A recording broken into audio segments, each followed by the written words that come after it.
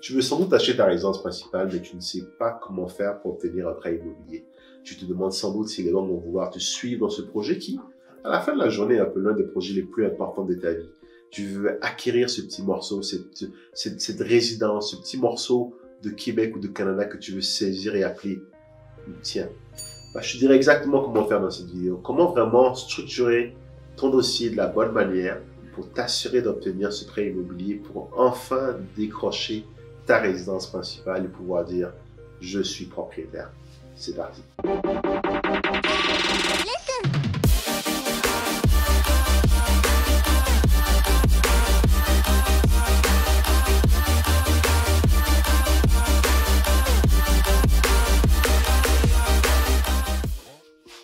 Salut, je m'appelle Uriel, je suis un investisseur immobilier. Je suis arrivé au Canada il y a 10 ans et j'ai acheté ma résidence principale en 2016. Et je pense que ça a été quelque chose de très chaotique. Mais tu vois, au cours des 2 dernières années, j'ai fait plus de 15 acquisitions pour un peu plus de 120 unités. Donc, je m'y connais un peu en immobilier et je peux te dire exactement ce que les banques veulent voir quand il s'agit de te donner un crédit, pour acheter ta résidence principale. Je vais te donner un peu des astuces tout au long de cette vidéo. Ce que je te demandais de faire, c'est de prends le temps de les noter et prends action dessus. Il ne s'agit pas juste de consommer du contenu, mais de pouvoir prendre action dessus. Je te donne des éléments très précis que tu pourras mettre en place dès aujourd'hui pour te permettre de réussir à réaliser ce projet-là. Mais tout d'abord, si tu es nouveau sur ma chaîne, pense bien à t'abonner et activer les notifications pour t'informer dès que je produis du nouveau contenu. Je t'invite aussi à smasher le bouton like pour permettre à ce que cette vidéo soit vue par le plus grand nombre de personnes possible. Et enfin, je t'invite à partager cette vidéo à tout ton réseau afin que, à nouveau, cette vidéo soit vue par un grand nombre de personnes. La première chose que tu dois faire si tu veux réussir à avoir un crédit immobilier pour acheter ta résidence principale, c'est de monter un dossier de façon très, très propre. Et un dossier, pour moi, c'est 2 choses. C'est déjà, on ne parle pas de feuille de papier que tu traînes dans un classeur. Tu vas te chercher un Google Drive, tu te crées un dossier que tu appelles prêt immobilier. Et dedans, tu crées des sous-dossiers. Un sous-dossier par personne. Si tu achètes avec ta femme, il faut que tu aies un dossier pour ta femme, un dossier pour toi. Il faut que tu aies un dossier dans lequel tu classifies tous tes différents revenus. Il faut que tu aies un dossier dans lequel tu classifies, par exemple, ta mise de fonds. Je te dirai par la suite, dans la vidéo, les éléments que tu dois mettre dans ce dossier-là. Mais vraiment important d'avoir un dossier qui est bien structuré. Et pourquoi? Parce que le jour où est-ce que tu veux communiquer avec ton banquier, qui soit la Scotia, Desjardins ou la Banque nationale, tout ce que tu as à faire, clique droit, partagez le dossier et ils auront tous accès à la même information. Et le jour où tu mettras à jour ton dossier, ils auront tous encore à nouveau accès à la même information. Ça va te sauver du temps, mais surtout ça va te présenter comme quelqu'un de très crédible. J'ai déjà un banquier qui m'a dit, il s'appelle Gazi, il m'a dit Uriel, quand j'ai vu ton dossier de demande de financement, j'étais choqué par le fait que c'était tellement bien organisé. Et pas seulement l'organisation, la nomenclature, la structure. Ça te permet de te distinguer des autres. Et pourquoi? Parce que ce que tu dois comprendre, c'est qu'un banquier reçoit plein de dossiers. Et il sera plus enclin à traiter un dossier qui est propre, qui est bien organisé, qu'un dossier où est-ce qu'il a reçu un document dans un email par-ci, un autre document qui traîne sur son bureau qui doit scanner, et encore un autre document qui doit te redemander. C'est la pire des choses. S'ils doivent te faire des suivis, te demander des documents à chaque fois parce que tu ne les fournis pas, ils vont se lasser. Et c'est ce qui peut faire la différence entre le moment où est-ce qu'il va se dire « Est-ce que je me bats pour ce client ou est-ce que je l'envoie chier ?» Alors, ça a l'air très simple, ça a l'air bête. Google Drive, partage et c'est réglé. Deuxième élément, puis c'est la continuation directe de ce que je viens d'expliquer. Ton banquier. Et je le dis souvent, ce n'est pas la banque qui te prête de l'argent, c'est ton banquier. Parce que c'est un homme, c'est un être humain, un homme ou une femme, qui va prendre la décision d'approuver ce dossier-là. Oui, il y a des critères. Oui, il y a des barèmes. Mais la réalité, c'est qu'il y a plein de zones grises. Et l'idée, c'est que tu es quelqu'un qui soit en mesure de te dire, si tu es dans le bon, si tu es dans la zone blanche qui te dira oui, mais si tu es dans la zone grise et qui peut te récupérer, qu'il aille te récupérer aussi. Ce que je veux dire par là, c'est que il y a des dossiers qui sont plus difficiles que d'autres. Et avoir une bonne relation avec ton banquier, ce que ça va permettre de faire, c'est que tu vas avoir un allié qui va pouvoir parler pour toi. Non seulement tu lui simplifies la tâche en organisant bien tes dossiers, mais ce que tu fais aussi, c'est de bâtir une relation avec lui.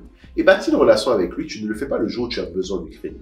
Supposons par exemple, tu es à la Banque nationale, ta conseillère s'appelle Fao, essaie de l'appeler une fois tous les 3 mois pour savoir comment elle va et lui dire Et écoute, voici où est-ce que je suis rendu, je prévois d'acheter dans tel nombre d'années, dans tel nombre de mois, je voulais t'en informer, c'est quoi les pièces qu'il faut, c'est quoi les requis qu'il te faut, c'est quoi le chiffre minimal qu'il te faut au niveau de mon bureau de crédit, parce que je voulais pouvoir m'assurer de le travailler avant de pouvoir te contacter d'ici 6 mois. Bâtis ces relations-là. Et ça peut être juste un petit email le jour de son anniversaire, un petit email pour le nouvel an. De temps en temps, prends un ou deux produits, tu as une nouvelle carte de crédit qui arrive, va la chercher chez elle. Ce que tu dois comprendre, c'est qu'une relation, ça doit être du gagnant-gagnant. Et cette carte de crédit que tu viens de prendre dans la Banque nationale, dans la réalité des faits, ce que ça fait, c'est que c'est très bon pour elle. C'est très bon pour son score, parce qu'elle fournit des produits de la banque à ses clients. Va la chercher. Tu viens lui rendre un petit service qui te coûte rien finalement, mais qui fait que le jour où tu auras besoin d'elle, elle sera présente pour toi. Donc, très important. Et ce que je te dis là, ça s'applique à tous tes partenaires. Crée et maintiens une belle relation avec eux, de sorte que le jour où tu auras besoin d'eux, ils seront là pour toi. Troisième élément, mets tes finances au propre. Mets tes finances au propre. Tu veux acheter un appartement, tu veux acheter un condo, prouve à la banque que tu es quelqu'un de solvable. Comment tu le fais? Ton bureau de crédit. Paye tes factures à temps. Rembourse tes dettes. Assure-toi d'avoir un minimum de dettes possible pour que, quand la banque va regarder ton dossier, elle va se dire il est propre, oui. Il n'y aura pas de questions à se poser, mais pourquoi il y a tel nombre de mois, il n'a pas payé sa facture? Ça n'a l'air de rien, mais une facture qui n'est pas payée, c'est-à-dire que tu n'avais pas la capacité de respecter tes engagements. Si tu n'es pas capable de respecter tes engagements, ou si tu le fais avec des défauts sur une carte de crédit ou sur un paiement de voiture à $200, comment penses-tu que tu seras en mesure de pouvoir gérer un crédit de $200 000? Et c'est exactement la question que va se poser la banque. Raison pour laquelle il est vraiment important,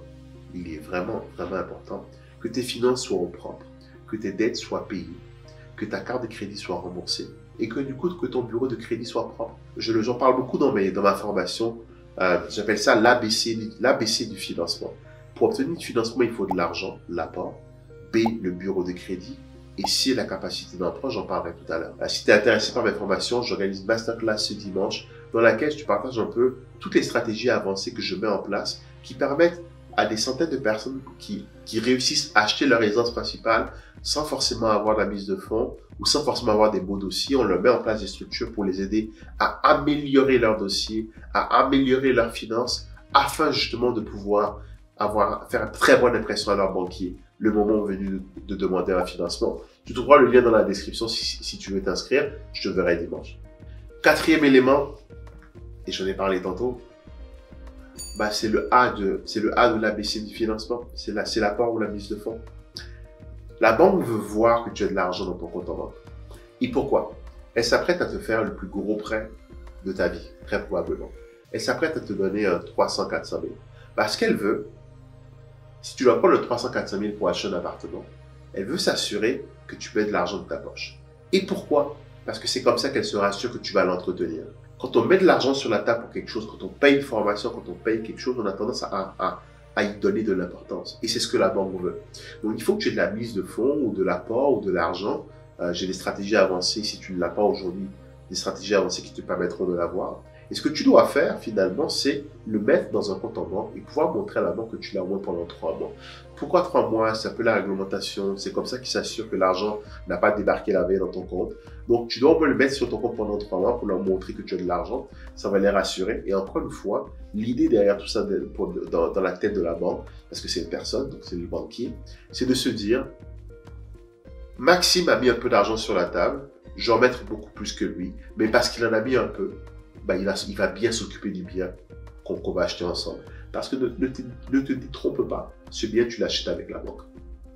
Cinquième élément, puis c'est le C de mon ABC, c'est ta capacité d'emprunt, mais je vais aller un peu plus loin. Je vais te parler plutôt de la stabilité de ton emploi. Ta capacité d'emprunt a directement à voir avec tes revenus. Donc, si tu veux pouvoir emprunter de l'argent chez une banque et avoir du financement, il faut que tu aies des revenus stables et des revenus de qualité. Et comment est-ce que la banque s'assure que tu as des revenus stables? Elle regarde depuis combien de temps tu es à l'emploi chez ton employeur. J'ai un ami à moi, Maxwell, tous les 3 mois, il change d'emploi. Allez, tous les 6 mois. Et c'est quand même quelqu'un de très intelligent. Donc, dès qu'il change d'emploi, il va chercher un plus gros salaire, un plus gros salaire, un plus gros salaire. Puis son intention, c'est d'utiliser ces revenus-là pour justement aller chercher un crédit pour acheter de l'immobilier. L'erreur que Maxwell fait est la suivante. Quand un banquier voit ça, il se dit la chose suivante. Ça fait seulement 3 mois ça fait seulement 3 mois qu'il a cet emploi-là. Qu'est-ce qui me dit qu'il va valider sa période d'essai? Peut-être qu'il va se faire virer. Ou encore mieux, peut-être que dans 3 mois, il va vouloir changer à nouveau. Et s'il change à nouveau, peut-être qu'il va être à nouveau en période d'essai. Et s'il est à nouveau en période d'essai, peut-être qu'il va se faire virer. Et s'il se fait virer, il ne pourra peut-être pas payer mon crédit immobilier. Tu es employé de Ben. Ça fait 2 ans. Tu as été gestionnaire de projet senior, directeur de projet. Ton banquier voit une progression de ton salaire. Il voit une évolution au sein de la même compagnie. Il voit que tu as été promu. Ce que ça lui envoie comme message, c'est que tu es quelqu'un qui a de la valeur pour ton entreprise. Et si tu as de la valeur pour ton entreprise, tu auras des revenus conséquents. Et si tu as des revenus conséquents, tu pourras payer le crédit immobilier. C'est tout ce que veut savoir le banquier. Est-ce que tu peux payer ton crédit immobilier? Donc, 3 choses. Est-ce que tu as l'argent pour pouvoir minimiser son risque à lui? Est-ce que tu as un bureau de crédit qui prouve que tu es quelqu'un qui paye bien ses dettes? Et 3, est-ce que tu auras la capacité de payer ses dettes? Si tu as ces 3 éléments-là, si tu as l'ABC du financement, tu vas l'avoir ton crédit immobilier. Et si tu es incertain sur certains de ces points-là à nouveau, je t'invite à t'inscrire à la masterclass. Je couvre ces points en long et en large. Mais l'idée, c'est de pouvoir montrer à ton banquier que tu es ce qu'on appelle un sure bet, que tu es un coup sûr, qu'avec toi, il n'aura pas de problème. Parce que la banque veut te prêter de l'argent, mais elle ne veut pas prêter de l'argent à quelqu'un qui va se mettre en défaut, qui va être problématique par la suite. Et c'est comme ça que tu lui prouves que tu fais partie des bons, que tu fais partie des bonnes personnes, de celles qui vont payer à temps ce qu'elles doivent. Voilà, ça fait le tour des points que je voulais te partager si tu veux réussir à sécuriser un crédit immobilier pour acheter ta résidence principale. Je fais un petit résumé. Assure-toi d'avoir un dossier qui est bien monté. Assure-toi de bâtir et d'entretenir la relation avec ton banquier. Sécurise un apport et montre-lui que tu as de l'apport. Et de belles attitudes, une belle hygiène financière à travers ton bureau de crédit. Et aie aussi une belle capacité d'emprunt qui est solide et qui est backée par le fait que tu as un certain historique d'emploi. Si tu es en mesure de mettre tous ces points en place, je te garantis que tu arriveras à sécuriser un crédit immobilier auprès d'une institution financière pour financer l'acquisition de ta résidence principale. 2 petites choses à nouveau que je te demande de faire. Si tu n'es pas encore inscrit à ma chaîne, je t'invite à t'inscrire et à activer les notifications pour être informé dès que je produis du nouveau contenu.